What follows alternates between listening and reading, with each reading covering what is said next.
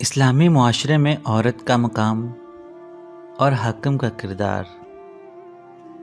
ایک دفعہ عمر بن خطاب رضی اللہ عنہ راستے سے گزر رہے تھے۔ اچانک انہوں نے دیکھا کہ ایک آدمی راستے ہی میں ایک عورت سے گفتگو کر رہا ہے۔ سیدنا عمر رضی اللہ عنہ نے اسے کوڑا مارا۔ اس نے عرض کی، اے امیر المومنین، یہ میری بیوی ہے۔ سیدنا عمر رضی اللہ عنہ نے فرمایا، تو اپنی بیوی کے ساتھ راستے میں کیوں کھڑا ہے اور لوگوں کو اپنی ذاتی گفتگو کی طرف کیوں متوجہ کر رہا ہے؟ اس نے عرض کی، اے امیر المومنین، ہم ابھی ابھی مدینہ میں داخل ہوئے ہیں اور یہ سوچ رہے ہیں کہ کہاں قیام کریں۔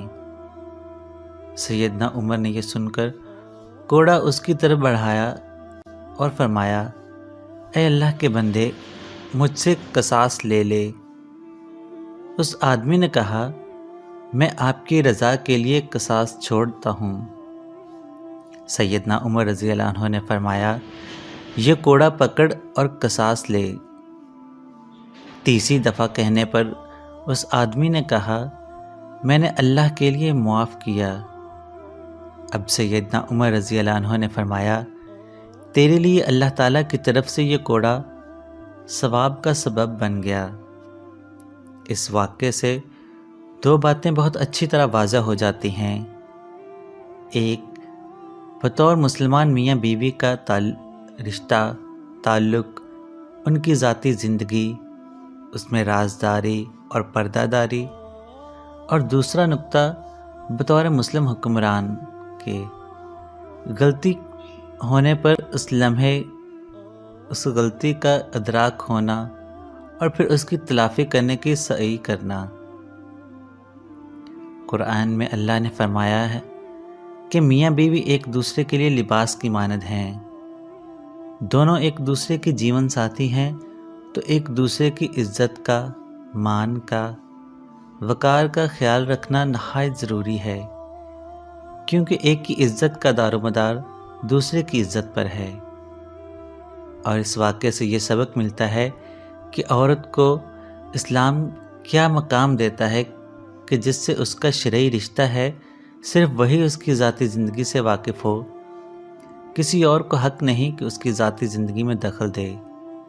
یہاں تک کہ میاں بیوی کو منع کیا گیا کہ اپنی باتیں دنیا کی نظروں میں نہ لاؤ۔ یہی بات مسلم حکمران کی تو ذرا اس عاجزی، اس انکساری، اس خشیت الہی پر غور کریں کہ خلیفہ وقت نے اس آدمی کو شرعی حکم کے بارے میں تنبیہ کی، لیکن جیسے ہی معلوم ہوا کہ خلیفہ وقت نے غلطی کی تو اسی وقت اپنی غلطی کا احساس ہوا، اپنی غلطی کو تسلیم کیا اور پھر اس غلطی کا کفارہ ادا کرنے کی کوشش کی، یہاں تک کہ اس آدمی نے انہیں اللہ کے لیے معاف کیا۔ لہٰذا اس واقعے میں ہمیں ایک پورا اسلامی معاشرہ نظر آتا ہے۔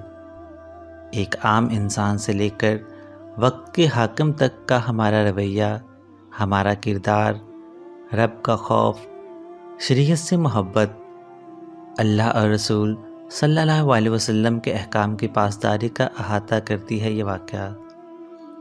اللہ ہمیں عمل کرنے کی توفیق عطا فرمائے۔ اللہ ہم سب کا حامی و ناصر ہو، آمین۔